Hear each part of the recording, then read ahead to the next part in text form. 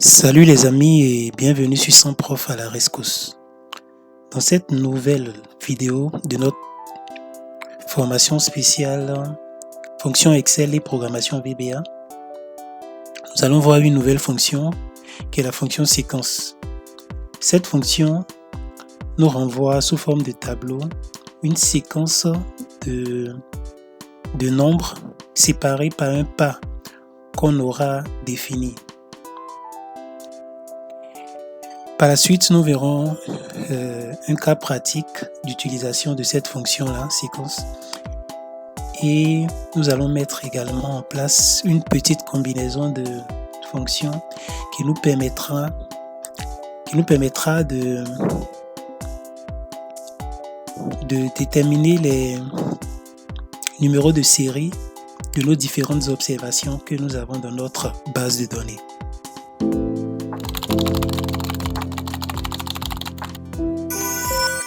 Pour appeler la fonction séquence, on fait comme d'habitude égal et séquence. Cette fonction nécessite 4 arguments dont seulement une, c'est-à-dire le nombre de lignes, est obligatoire. Donc le nombre de lignes, si je veux créer un tableau avec 5 lignes, 2 colonnes, et le nombre qui sera dans la première cellule de la première colonne. Je peux débuter avec le nombre 5 par exemple et évoluer en pas de 2.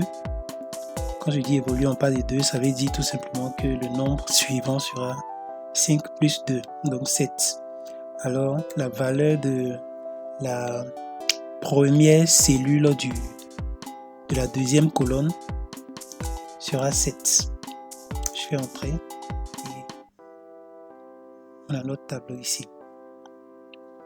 Maintenant, nous allons utiliser une combinaison, c'est-à-dire la combinaison de la fonction séquence et la fonction nbval pour pouvoir définir les numéros de série de nos différentes observations que nous avons ici.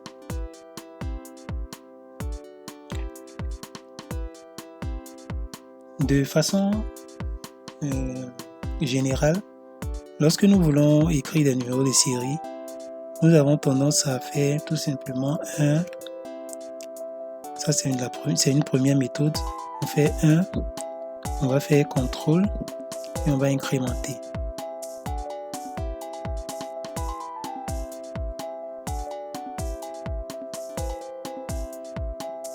On a nos différents numéros de série. Comme ça. Mais pour des observations plus grandes que celles qu'on a ici, avec des milliers d'observations, on verra bien que cette méthode-là n'est pas vraiment efficace. Donc, je fasse ça. Il existe une seconde méthode. Je peux faire 1. Je mets les deux premiers numéros. Je les sélectionne. Je fais CTRL et je fais double clic.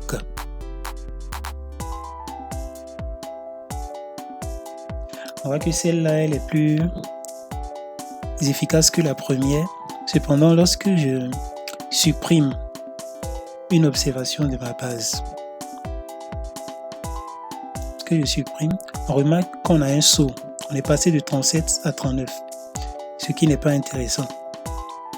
Donc, l'utilisation de la fonction séquence. Je fasse ça. Donc on va faire égal séquence et on va la combiner à la fonction nbval qui est une fonction qu'on a déjà vue dans l'une des vidéos précédentes. C'est que la fonction nbval nous renvoie le nombre de cellules non vides d'une plage. Donc je vais sélectionner la cellule B4. On sait que dans notre base de données, il est obligatoire de renseigner l'ID du client.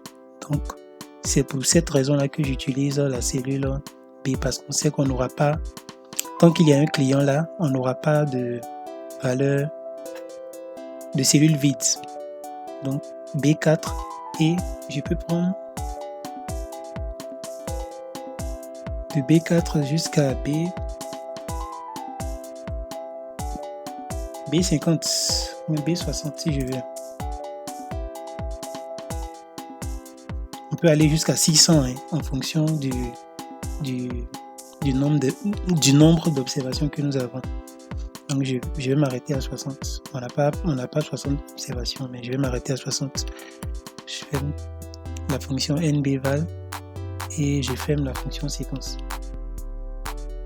Donc comme on peut le voir, la fonction nbval, la valeur retournée par la fonction nbval sera rien d'autre que la ligne de la séquence, le nombre de lignes de la fonction séquence.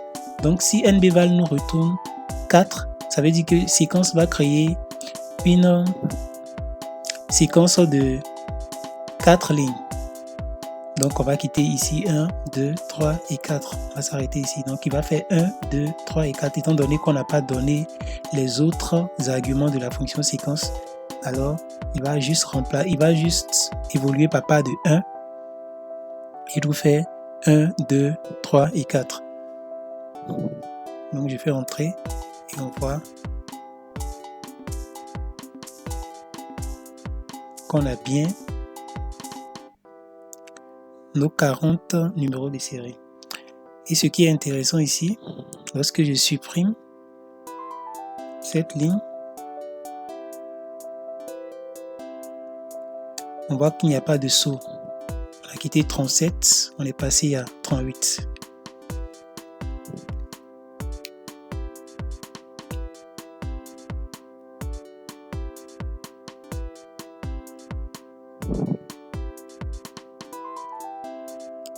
Maintenant, on peut mettre également en place une... Je vais CTRL Z d'abord pour montrer quelque chose. Si au lieu de supprimer toute la ligne, c'est-à-dire de supprimer entièrement la ligne, je décide tout simplement de supprimer les observations de la ligne. On voit qu'on se retrouve avec une observation vide, mais qui a quand même un numéro de série. C'est vrai, dans la pratique, c'est pas un cas courant. Lorsqu'on veut supprimer, au lieu de supprimer uniquement l'observation, il est normal de supprimer carrément la ligne, parce qu'une observation vide ne sert à rien. Mais pour remédier à ça, on peut utiliser une autre combinaison de fonctions qui nous permettra de faire des sauts lorsqu'il n'y a pas d'observation. Donc on va utiliser toujours nbval, on va utiliser la fonction if et on va également utiliser la fonction max, qui sont trois différentes fonctions que nous avons déjà vues dans les vidéos précédentes. Donc je fais tout simplement égal.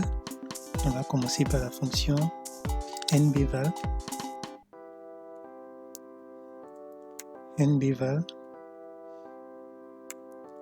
On va compter les valeurs ici. B4.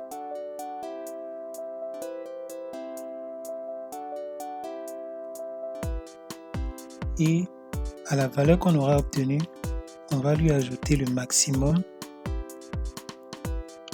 de la cellule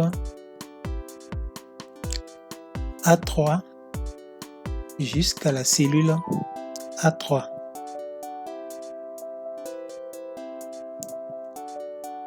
De la cellule A3 jusqu'à la cellule A3. Je peux mettre ça en absolu. Donc, on connaît déjà la fonction max. Elle nous renvoie le maximum d'une plage, donc la valeur maximale dans une plage.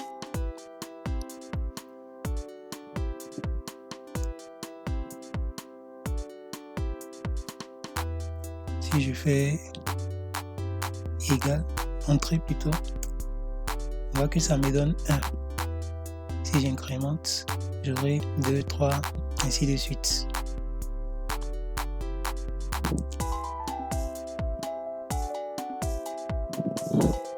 Et si je supprime une observation comme ça, on voit qu'il y a, on a notre. On va reprendre l'incrémentation. Voilà, on voit qu'il y a deux fois le 6 qui se répète deux fois. Et c'est à ça qu'on va remédier en utilisant la fonction if. La fonction si, je veux dire. Donc si. Dans le cas où la cellule B4 serait vide, donc égale à rien du tout, alors tu mets rien du tout. Dans le cas contraire, on effectue tout ceci. Donc je ferme la fonction si et on fait entrer. Maintenant on peut incrémenter. Voilà, on voit que cette observation n'a pas été prise en compte parce qu'il n'y a pas d'observation tout simplement. Bon, on se retrouve dans VBA pour la suite. En VBA, nous allons insérer notre séquence, c'est-à-dire notre petit tableau de la cellule L4 jusqu'à la cellule L8. C'est-à-dire un tableau avec 2 colonnes et 1, 2, 3, 4, 5 lignes. Donc on part de L4 à M8.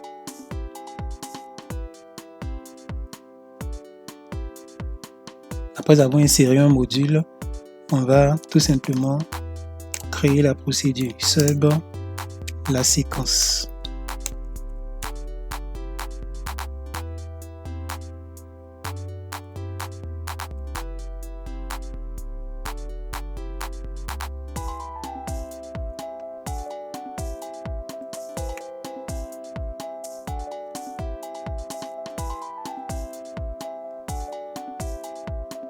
Donc comme on l'avait dit, range L4 jusqu'à M8 serait égal à application. Donc c'est une fonction de l'application, application.worksheets function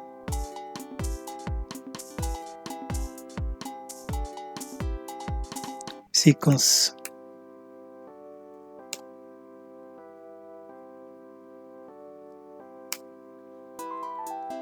Donc, premier argument, nombre de lignes, on a dit 5. Deuxième argument, nombre de colonnes, on a dit 2. Troisième argument, le premier nombre de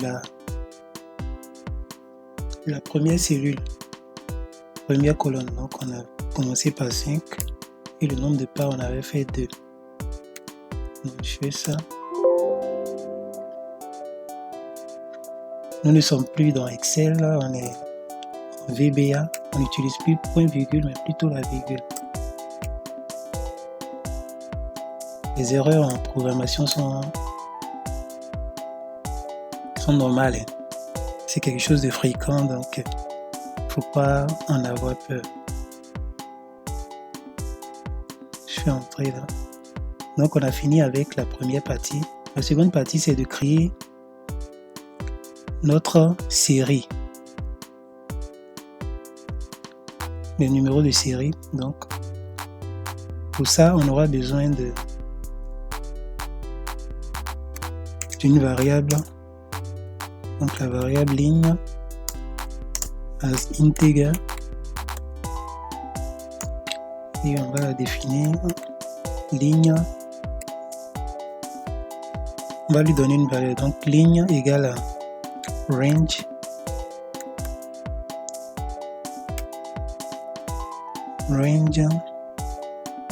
on va utiliser la colonne B, donc B je vais prendre une valeur assez grande, je vais prendre 60, je vais prendre plus, donc range B 60 point and XL up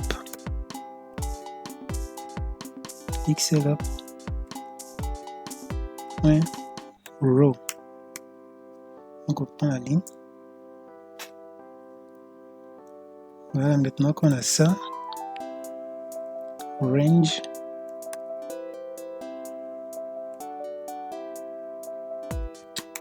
A4. On va commencer à partir de A4. C'est bien ça. Donc le premier numéro sera ici. Donc on commence à A4. Range A4.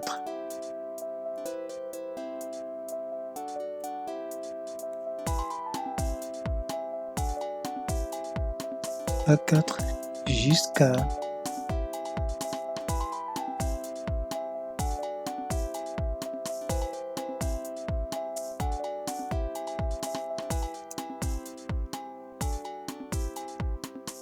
on va concaténer ça jusqu'à A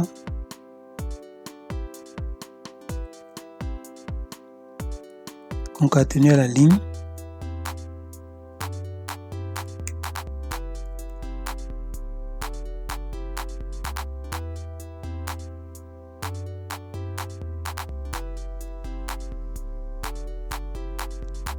Là, ce serait égal à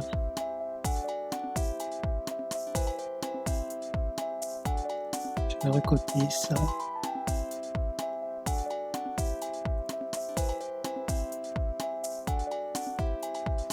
Donc ce serait égal à application worksheet fonction séquence, et à l'intérieur de la séquence on va utiliser notre fonction nbval qui n'est rien d'autre que la fonction count et ici en VBA. Donc application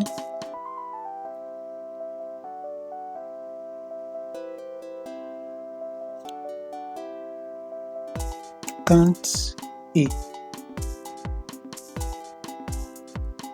on va faire le décompte dans range.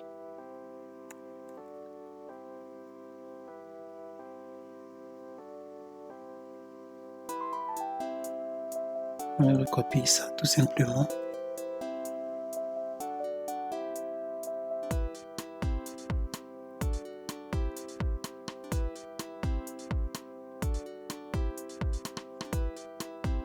Range est dans B cette fois-ci. B4 jusqu'à B de la ligne en cours.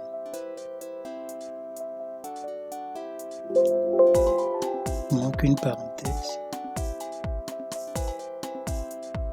Voilà. On peut tester.